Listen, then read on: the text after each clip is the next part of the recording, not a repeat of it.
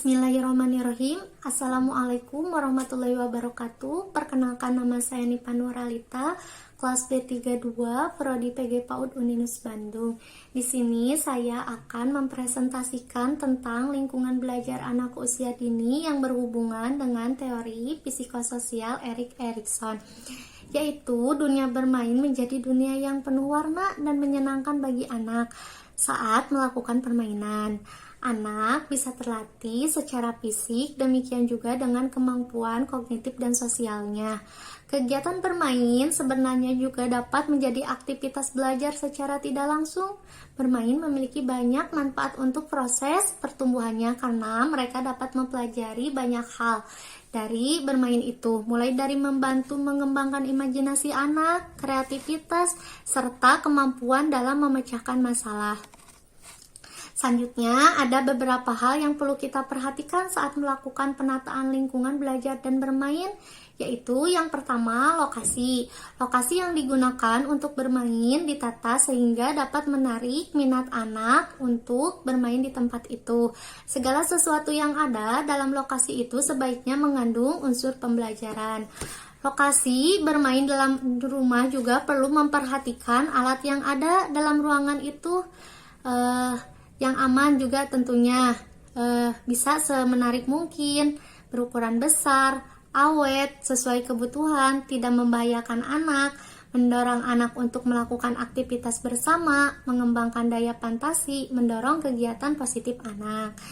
Prinsip yang harus diperhatikan dalam menata lingkungan belajar PAUD yaitu membuat anak merasa nyaman, membuat anak merasa aman, mendorong anak untuk dapat bereksplorasi, mendukung anak untuk dapat berinteraksi dengan lingkungan sesuai dengan tahap perkembangan anak itu. Selanjutnya, memperhatikan juga karakteristik anak, kemampuan anak, latar belakang anak, lingkungan bermain, dan budaya setempat. Lingkungan main yang ditata dapat membantu anak memperkirakan berbagai kegiatan yang akan dilakukan saat pelaksanaannya. Selanjutnya, mengembangkan kemandirian lingkungan yang ditata dengan rapi. Semua mainan yang boleh digunakan anak ditata dalam rak, mengambil, menyimpan kembali tanpa harus minta tolong pendidik. Apabila di satuan PAUD menerima agar anak bisa mengakses lingkungan tanpa harus tergantung pada diri orang lain. Mengembangkan kemandirian lingkungan yang ditata dengan rapi. Semua mainan yang boleh digunakan anak ditata dalam rak, mengambil, menyimpan kembali tanpa harus minta tolong pendidik. Apabila di satuan PAUD menerima agar anak bisa mengakses lingkungan tanpa harus tergantung pada diri orang lain. Selanjutnya, mengembangkan kepercayaan diri anak. Lingkungan yang ditata sesuai dengan kondisi anak dapat membangun kepercayaan diri anak.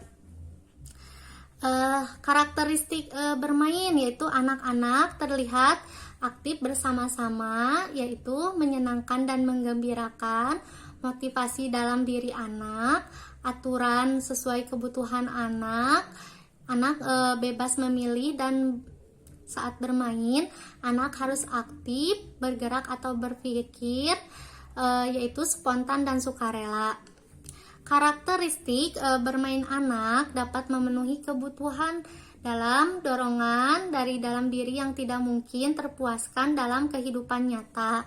Bila anak dapat menyalurkan perasaan tegang, tertekan, dan menyalurkan dorongan-dorongan yang muncul dari dalam dirinya, setidaknya membuat anak lega dan rileks agar mengubah perilaku yang negatif menjadi positif.